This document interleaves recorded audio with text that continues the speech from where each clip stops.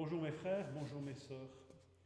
J'aimerais vous partager un texte dans l'évangile de Jean et j'espère que ce texte va être pour vous, comme il l'est pour moi, un divin courant d'air dans notre confinement. Que le Seigneur puisse nous visiter et nous encourager par cette parole. Seigneur Jésus, nous te prions que par ton Esprit Saint, tu nous expliques cette écriture, tu nous fasses comprendre ce texte. Père éternel, dans ta grâce, accorde-nous d'être puissamment encouragés et visités par toi. Je te demande cela au nom de Jésus. Bénis mes frères et mes sœurs en ces temps, Seigneur particulier, que ta grâce, que ta paix soit sur eux, que ta protection soit sur eux, sur leur maison. Veille sur chacun et que nous puissions par ta grâce, Seigneur, dans ces temps troublés, être plus que jamais des témoins de ta grâce, de ta bonté, de ta miséricorde, de ta puissance. Je te le demande au nom de Jésus. Amen. Voilà, j'aimerais lire avec vous donc ce texte de Jean 20, versets 19 à 23. Le soir de ce même dimanche, les portes de la maison où les disciples se trouvaient rassemblés étaient fermées car ils avaient peur des chefs juifs. Jésus vint alors se présenter au milieu d'eux et leur dit « Que la paix soit avec vous ». Après avoir dit cela, il leur montra ses mains et son côté. Les disciples furent remplis de joie en voyant le Seigneur. Jésus leur dit de nouveau que la paix soit avec vous. Tout comme le Père m'a envoyé, moi aussi je vous envoie. Après ces paroles, il souffla sur eux et leur dit « Recevez le Saint-Esprit. Ceux à qui vous pardonnerez les péchés leur seront pardonnés. Ceux à qui vous les retiendrez, ils leur seront retenus. » Une méditation en 3 temps. Premier temps, des hommes confinés par la peur. Le soir de ce jour qui était le premier de la semaine, les portes du lieu où se trouvaient les disciples étaient fermées par la crainte qu'ils avaient des Juifs. Alors bien sûr, nous ne sommes pas ici dans le texte en des temps de confinement sanitaire. Nous faisons bien, je le redis, nous faisons bien d'observer ce confinement sanitaire afin de ne pas participer à l'extension de cette épidémie. Et nous faisons bien de le faire. Mais ne nous y trompons pas, nos maisons ne sont pas certifiées 100% sécurisées absolues. Et si c'était le cas, alors il nous faudrait sans cesse, toute la journée, désinfecter nos maisons en permanence et désinfecter ses occupants.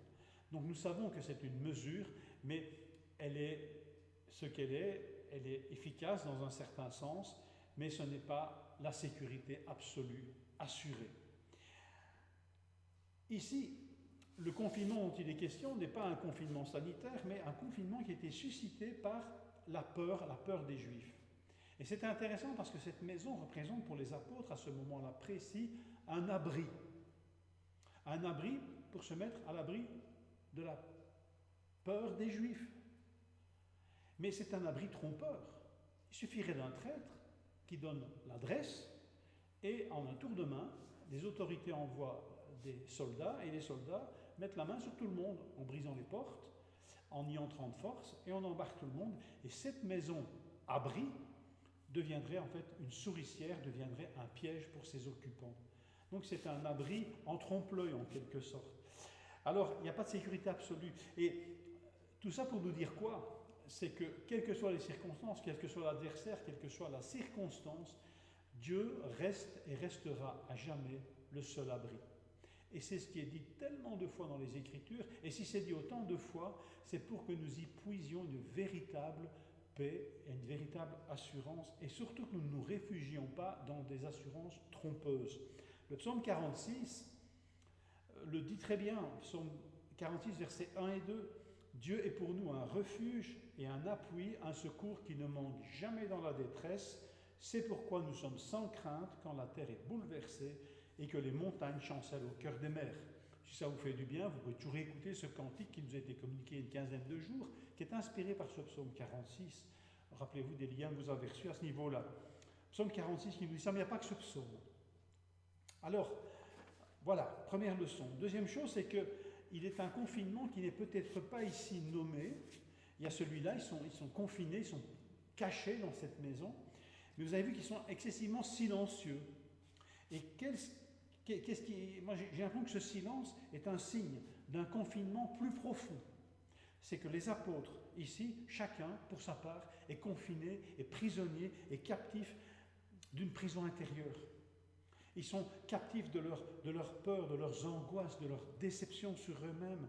Ils sont confinés à l'intérieur d'eux-mêmes. C'est probablement le confinement le plus angoissant qui soit.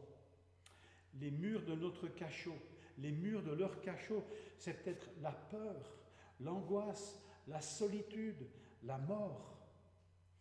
Il y a une description d'un tel enfermement, d'une telle prison dans le psaume 107, versets 10 à 12. Je vous recommande la lecture de ce psaume quand le temps se présente, mais ne perdez pas de vue ce psaume. Je pense qu'il est vraiment une parole de Dieu pour notre temps particulier. Dans ce psaume 10 à 12, il y entrevoit 4 catégories de personnes qui sont rebelles, qui sont loin de Dieu, qui sont perdues, et pourtant que Dieu va sauver.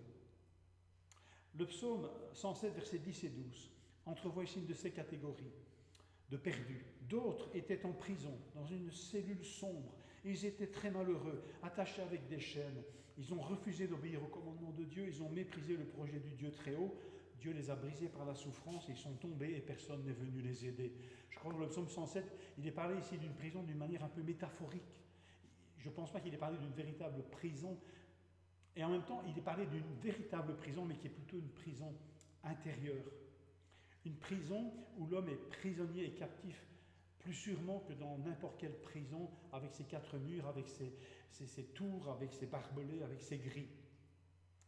Et cet enfermement, cette prison où sont enfermés ces captifs, j'ai l'impression que c'est une belle illustration de ce que vivent les apôtres à ce moment-là. Nous les trouvons excessivement et extrêmement silencieux, sans doute signe qu'ils sont fermés sur eux-mêmes. Et dans cet enfermement, dans cette chambre, dans cette maison qui leur semble être un abri sûr à ce moment-là, mais qui est un abri finalement en trompe-l'œil, ces murs protecteurs sont plutôt les murs d'une prison. Mais la bonne nouvelle, c'est que le texte ne reste pas là. N'en reste pas là. La situation n'en reste pas là. Et dans un deuxième temps, ces hommes enfermés sur eux-mêmes, confinés en eux-mêmes, sont visités par le Seigneur. Le Seigneur est prêt à nous libérer de n'importe quelle prison, fût-elle intérieure. Des hommes visités par le Seigneur. Le premier jour de la semaine, Jésus vint les visiter. Jésus vint alors se présenter au milieu d'eux et il dit que la paix soit avec vous. Quelle parole, que la paix soit avec vous. Le Seigneur vient alors qu'eux sont refermés sur eux-mêmes et il n'est pas dit dans le texte qu'ils sont en train de prier. Ils sont refermés, ils sont là dans cette peur qui les domine, dans laquelle ils sont enfermés et ils sont visités par celui qu'ils croient mort. C'est extraordinaire. Ils sont dans l'incrédulité. Pas plus, pas moins que Thomas. Parce que Marie de Magdala leur a annoncé dans les versets précédents, 17 et 18, elle leur a donné des paroles qui viennent de Jésus même, et d'une manière extraordinaire. Et Marie leur a dit, par exemple, une parole qui venait de Jésus, dis-leur, dis à mes frères que je vais vers mon Père et leur Père, vers mon Dieu et leur Dieu, va leur dire cela. Et elle leur dit, et eux, ils s'enferment dans une chambre, et finalement, ils en sont captifs. Alors c'est troublant, n'est-ce pas, que finalement, s'ils sont enfermés dans une cellule, le plafond de cette cellule, c'est l'incrédulité. Il n'y a pas une réponse à la prière qui justifie l'apparition de Jésus. Il n'y a pas une prière qui est montée. Alors pourquoi Jésus est-il là? Je crois que c'est bien de se poser la question parce qu'il y a moyen d'en tirer une leçon. Jésus est là en vertu d'une parole qu'il a prononcée. Il leur a dit un jour, en annonçant son départ, il leur a dit, vous ne me verrez plus, encore un peu de temps, vous ne me verrez plus. Nous trouvons ça dans Jean 16, des versets 19 au verset 23. Encore un peu de temps, vous ne me verrez plus. Et puis encore un peu de temps, et puis vous me verrez. Et les apôtres se posaient des questions sur cette parole, et Jésus leur dit, voilà, parce que je vous ai dit cela, vous êtes remplis de tristesse, et c'est vrai qu'en vérité, vous pleurerez, vous vous lamenterez, et le monde se réjouira, vous serez dans la tristesse, mais votre tristesse sera changée en joie. Vous donc aussi, vous avez maintenant de la tristesse, je vous verrai de nouveau, et votre cœur se réjouira, et nul ne vous ôtera votre joie. Jésus est là, parce qu'il avait 12 apôtres, qu'il serait là. Il leur a dit, je m'en vais, mais je reviendrai, et je vous reverrai. Et c'est ce qui se passe ici. Béni soit le Seigneur, le Fils du Dieu éternel, parce que comme son Père, quand il dit, la chose arrive. Béni soit le Seigneur, qui est la parole de Dieu incarnée. Toute parole que prononce Jésus a son effet. Et nous pouvons nous réjouir de cela. C'est en vertu de cette parole que Jésus est là, au milieu d'eux, sans qu'apparemment il y ait eu la moindre prière formulée. À moins qu'il y ait eu ces aspirations, ces gémissements qui sont montés vers Dieu, mais le texte ne le dit pas. Alors Jésus ici, il accomplit quelque part ce que le psaume 107, verset 14 disait à propos de ceux qui étaient enfermés. Il les fit sortir des ténèbres et de l'ombre de la mort, il rompit leurs liens, et qu'il loue l'Éternel pour sa bonté et pour ses merveilles en faveur des fils de l'homme, car il a brisé les portes d'airain et il a rompu les verrous de fer. C'est extraordinaire. Il a rompu les verrous de fer, brisé les portes d'airain. Ces portes de captivité intérieure sont parfois les portes les plus solides, les plus sûres qu'on ne peut ouvrir. Parfois nous-mêmes ne sommes pas capables de les ouvrir. Et le Seigneur est capable, lui, d'aller jusque-là. Alors, extraordinaire Seigneur qui nous dit qu'il frappe à la porte humblement et ne défonce pas la porte d'une vie, la porte d'un cœur. Mais le Seigneur, pour ses enfants, quand il constate un enfermement, il est prêt à briser n'importe quelle porte. Et aucune porte ne peut lui résister. Béni soit-il.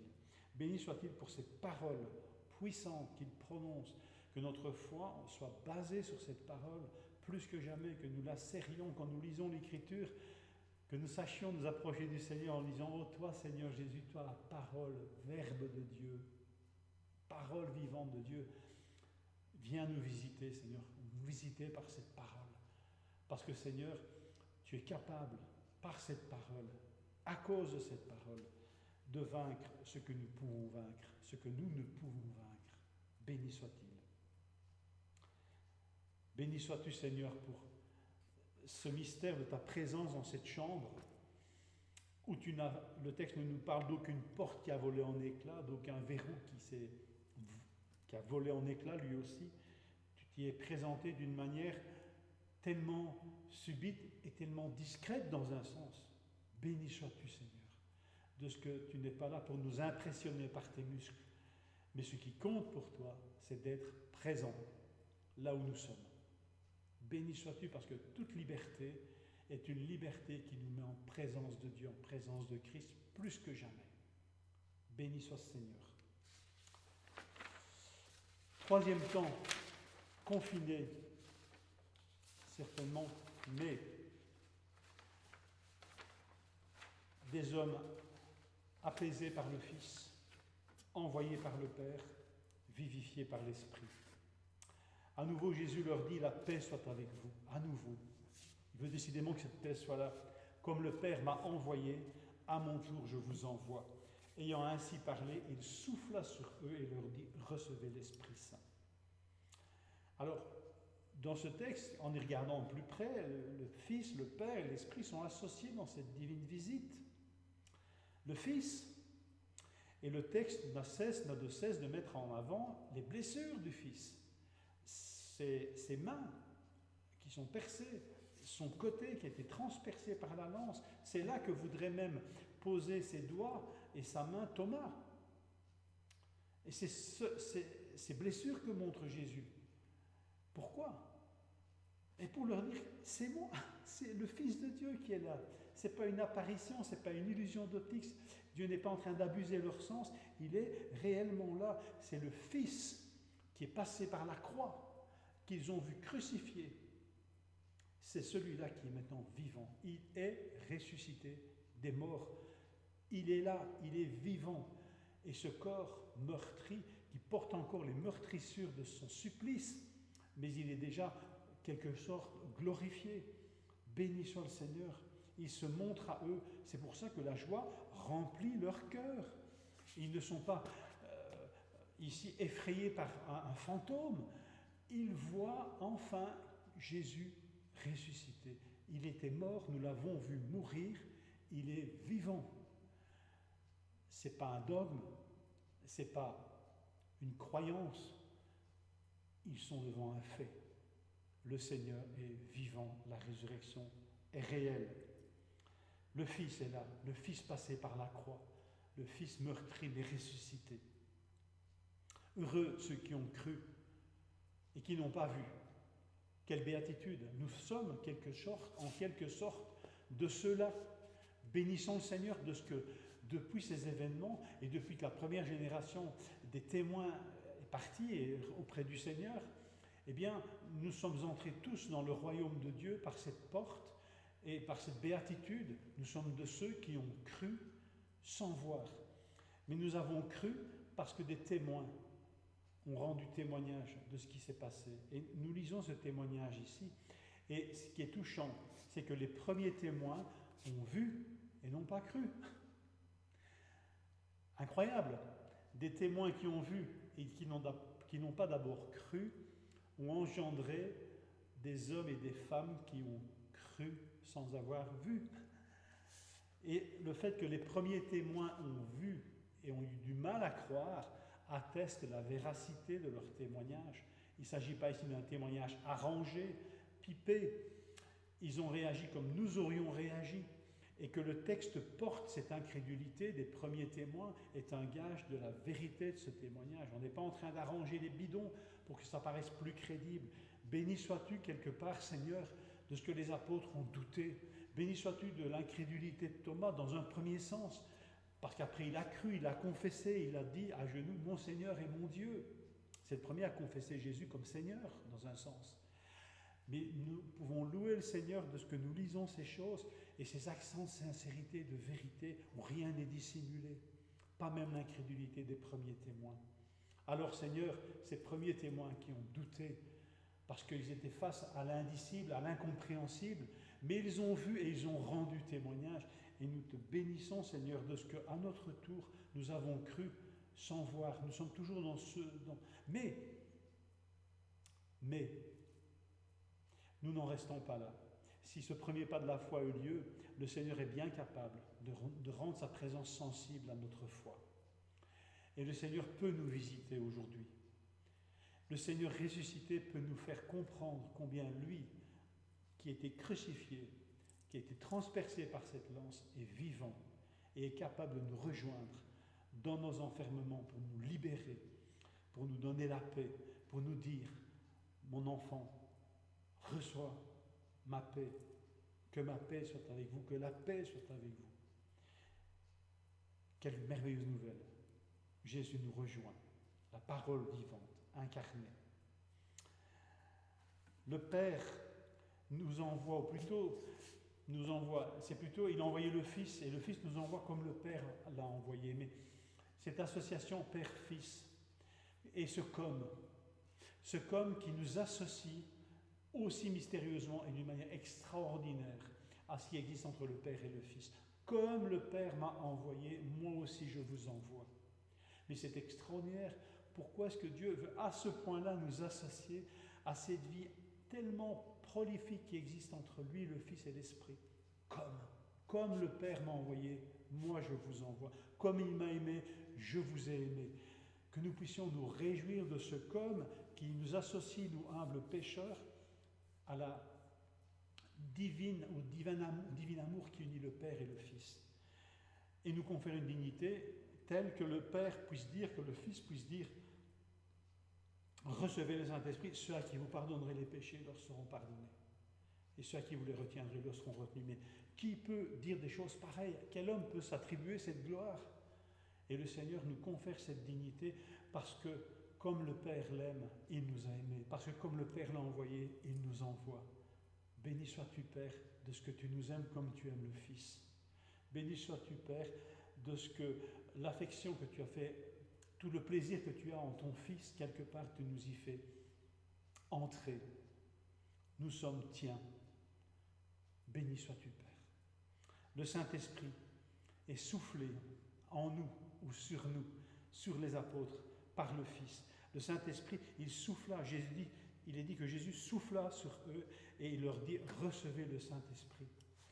Alors, on ne va pas faire de la haute théologie ici, mais ce verbe « souffler » qui est unique ici dans le Nouveau Testament, il est aussi unique dans la version grecque de l'Ancien Testament. Vous savez qu'il y a une version grecque qu'on appelle la version des Septante, qui est une traduction grecque de tout l'Ancien Testament, faite par les Juifs. Et étonnamment, ce verbe-là, souffler, il est utilisé aussi une seule fois dans cette version grecque de l'Ancien Testament, et c'est dans le texte de Genèse 2,7 où il est dit que Dieu souffla dans les narines de l'homme un souffle vivifiant. Je peux le lire, hein, en Genèse 2,7, c'est intéressant, c'est un petit détour, mais on est rapporté là au début de la parole de Dieu, et il est dit: l'Éternel façonna l'homme avec la poussière de la terre, il souffla ou l'insuffla un souffle de vie dans ses narines. Et l'homme devint un être vivant. Alors le souffle, le Fils souffle sur ou en, et là c'est encore plus près, plus intriguant, d'une manière intrigante, plus proche encore de Genèse 2,7, le Seigneur souffle un souffle de vie et l'homme prend vie. Alors ici, c'est le Saint-Esprit qui est en quelque sorte symboliquement soufflé, mais le Seigneur dit: recevez le Saint-Esprit. Et c'est vraiment touchant. Mais le Saint-Esprit nous vivifie de la vie d'en haut. Le Saint-Esprit nous vivifie de la vie d'en haut. Et tout cela, cette divine visite du Père, du Fils et de l'Esprit, se passe dans ce confinement, dans cet enfermement, dans le faux abri des apôtres, comme ça peut être le cas pour nous, dans nos enfermements, dans nos confinements, dans nos faux abris. Le Seigneur peut venir dans sa plénitude nous visiter. Alors, Seigneur, toi le Père éternel, libère-nous de nos peurs les plus intérieures. Toi, Père, tu es notre seul abri. Tu es, Seigneur, le Père éternel, le seul abri. Visite-nous, toi, parole de Dieu vivante et incarnée, toi le Fils de Dieu, Jésus, le Fils bien-aimé de Dieu. Parole apaisante, consolante, réjouissante, envoyante. Vivifie-nous, toi Esprit Saint, afin que nous vivions pour Dieu et pour son salut. Que notre confinement ne soit pas une forteresse prison, qu'il soit la chambre secrète dans laquelle le Père, le Fils et l'Esprit nous visitent, nous libèrent, nous apaisent, nous réjouissent et nous vivifient. Qu'il en soit ainsi, que le Seigneur vous bénisse et vous fortifie, vous encourage puissamment. Amen.